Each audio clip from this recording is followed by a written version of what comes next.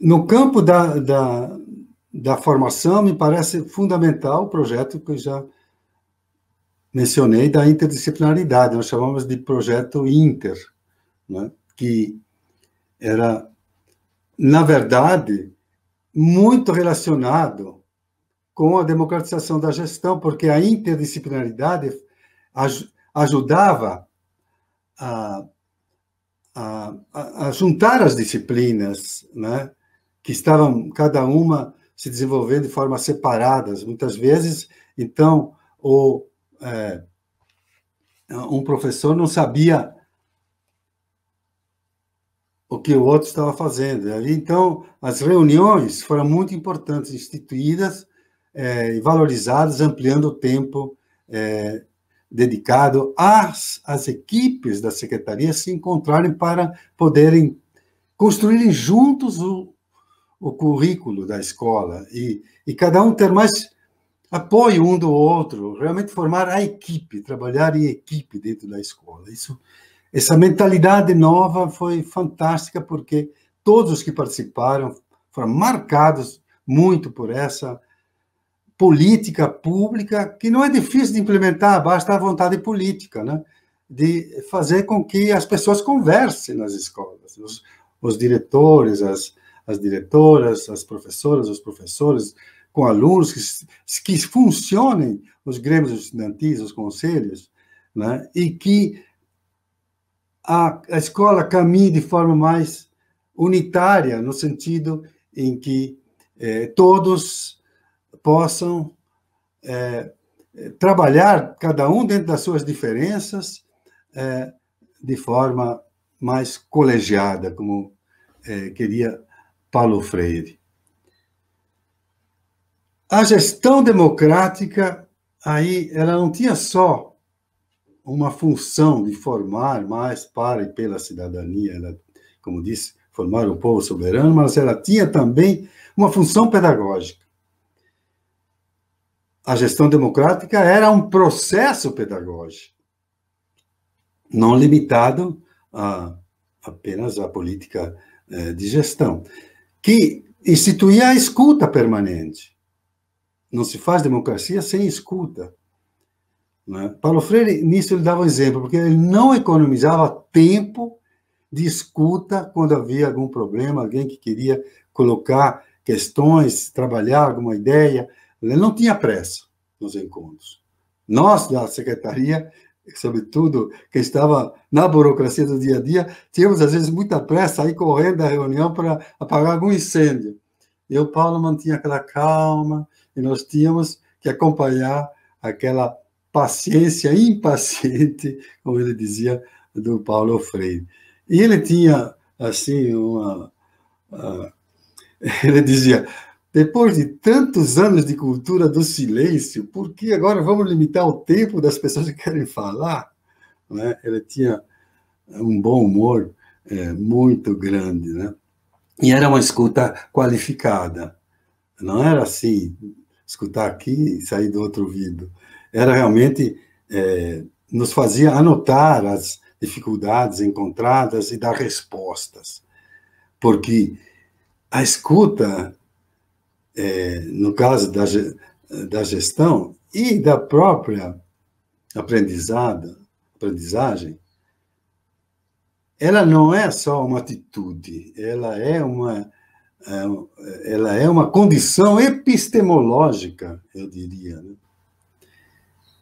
Porque para a gente aprender, as crianças, jovens, adultos, também qualquer um, nós precisamos do outro, que ele possa, de certa forma, legitimar né, o professor, até com um olhar, né, pode ajudar uma criança a dizer, não, você caminhe por aí, vai, está certo, está certo que você aprendeu, né?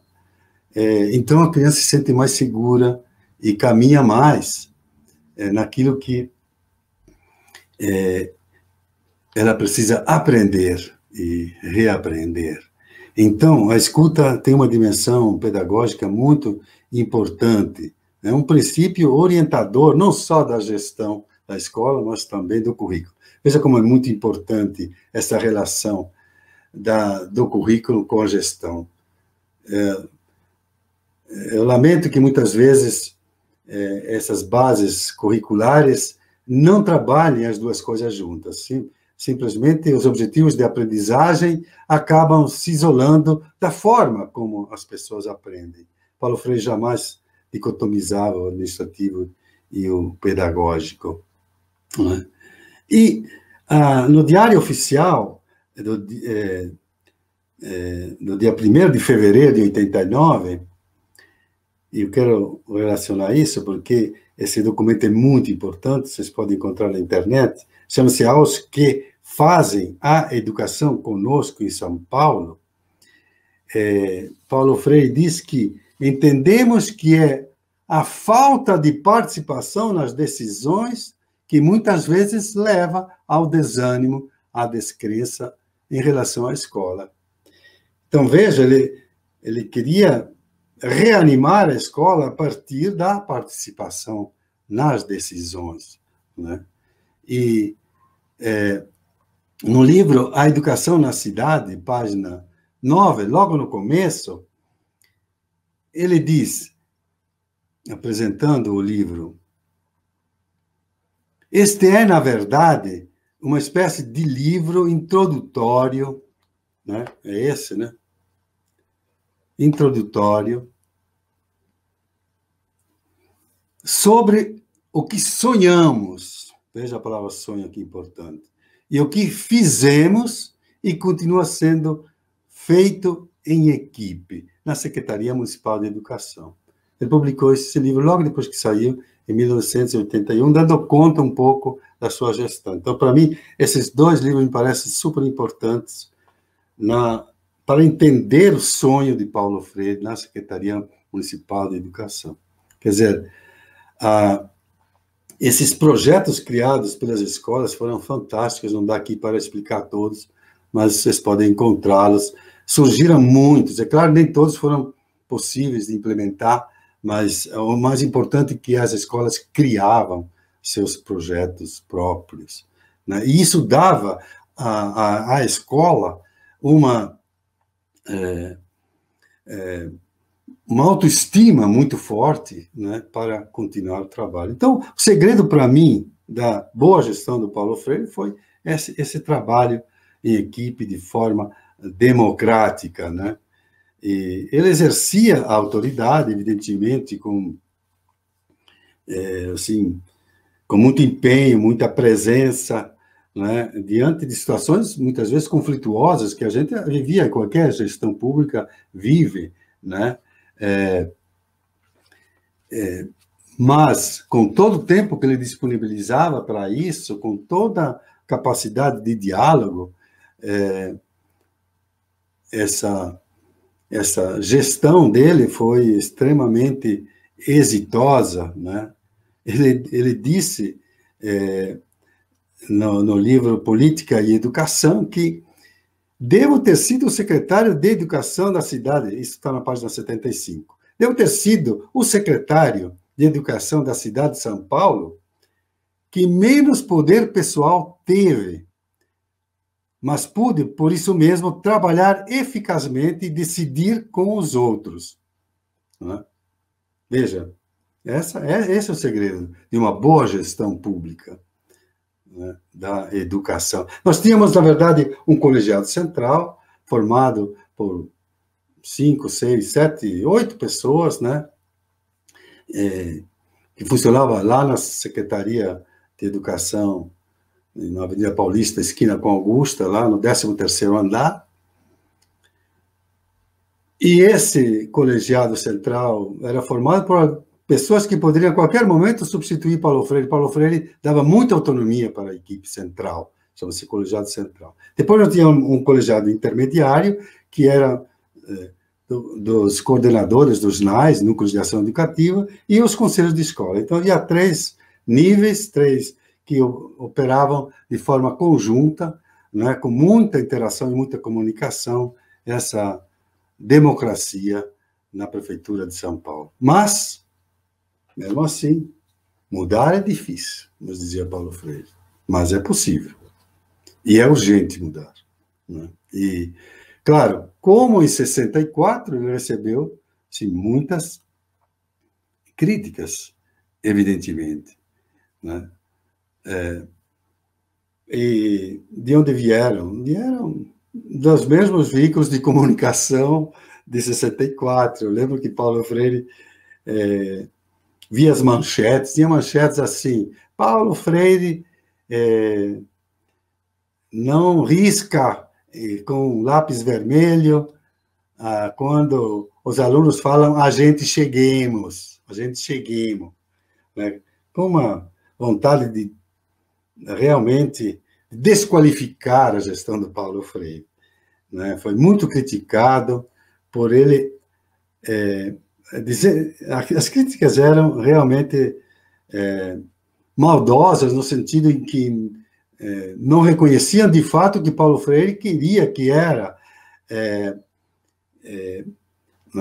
ensinar a norma culta, nesse caso, mas sem desprezar a primeira fala dos alfabetizandos e dos educandos em geral.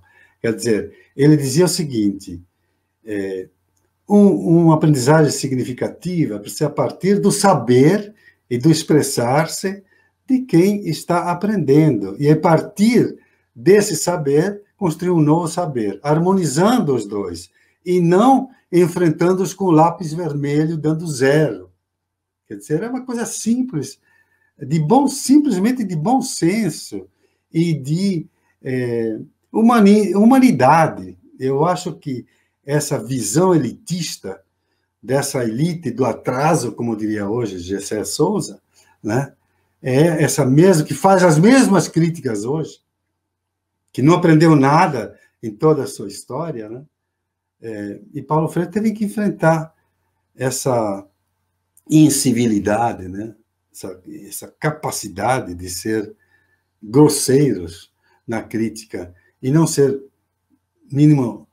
ter um mínimo de respeito para com a verdade, evidentemente. Mas Paulo Freire não polemizava e nem perdia o sono por isso, não, né? Porque ele sabia o que tinha que ser feito, né? E para nós, essas críticas, até ficávamos assim, chocados às vezes por essas manchetes, mas para nós aquilo era um estímulo a continuar na luta, na mudança. Acho que quem quer mudar, mudar é difícil, dizia Paulo Freire. E o novo nasce no velho, e o velho resiste às mudanças. Sempre foi assim. Nessa dialética entre o novo e o velho é que a gente pode avançar, né? Portanto, isso não era um estímulo. Eu, como chefe de gabinete, vivi muito essa no início, né? Depois como assessor especial, esse verdadeiro sentido da participação, que não se traduzia em decretos, não, era algo muito vivido, né? Nas contradições muito difíceis nossas de São Paulo. Quando assumimos, não faltavam cadeiras, carteiras, 47 escolas não podiam nem começar a trabalhar, estava tudo desmontado. E Paulo Freire disse, se esse fosse o problema maior, não teria problema. Se fosse simplesmente físico o problema da gestão, de arrumar melhores escolas, né? Se fosse só material, isso não teria problema. O problema é que existem 500 anos de autoritarismo a ser vencido, tá? Estrutural esse autoritarismo, e nós vamos ter que vencê-lo, né? Paulo Freire tinha os pés no chão, e ele queria introduzir, como disse, o sonho dele é tomar o sonho de uma política pública, de gestão, né, popular. Né? Esse era o sonho que estava desde o início. E, então, a gente podia perguntar, o que é essa educação popular de que falava Paulo Freire? Eu acho que nós vivíamos num momento até de refundação da educação popular, porque ela sempre foi colocada fora do Estado. E, de repente não, nesse processo histórico, o que a gente vê é que a educação popular passa a ser a pauta principal da educação pública, ou a educação pública começa a se abrir para a educação popular com as conquistas mesmo da própria democracia na sociedade, porque sempre educação e sociedade andam de mãos dadas, né? Primeiro, nesse livro Política e Educação, que é onde ele trata, tem um capítulo chamado Educação Pública e Educação Popular, ele diz que, primeiro, a educação não é só aquela que se faz nos espaços informais, dizendo claramente. E segundo, e na página 101, diz, nas palavras dele, né? Ele deixa claro que na sociedade de classes, palavras dele, colocar em prática em termos amplos, profundos e radicais se constitui como colocar em prática a educação popular, se constitui como um nadar contra a correnteza. Nadar contra a corrente. É exatamente a que, substantivamente democrática, jamais separa do ensino dos conteúdos o desenvolvimento da realidade. Então, a educação popular é esta que encontra essas dificuldades numa sociedade de classe, mas que não separa os conteúdos da leitura da realidade. É uma primeira, não diria definição, porque Paulo Freire gostava mais de trabalhar, menos definir e muito mais elaborar as questões que foram colocadas. E na mesma página, 101, ele diz que a educação popular é aquela que estimula a presença organizada das classes sociais populares na luta em favor da transformação democrática da sociedade, no sentido da superação das injustiças sociais. Paulo tinha uma clareza política e ideológica muito grande e muito coerente ao longo da sua história, claro, né, agregando sempre novos dados, novas informações, novas reflexões, né? Ele entendia, então, a educação popular como aquela educação que não muda para que eu me torne melhor do que os outros, me torne acima dos outros, no topo da pirâmide educacional, que é a educação elitista, bancária. Mas aquela educação que me muda para melhorar o mundo para todos, com todos. Quer dizer, não é aquela que me faz melhor do que todos, é aquela que faz com que o mundo mude para o bem de todos. Numa entrevista que ele deu em 1985, a uma querida amiga, Rosa Maria Torres, está publicada no livro Educação Popular, um encontro com Paulo Freire, página 74.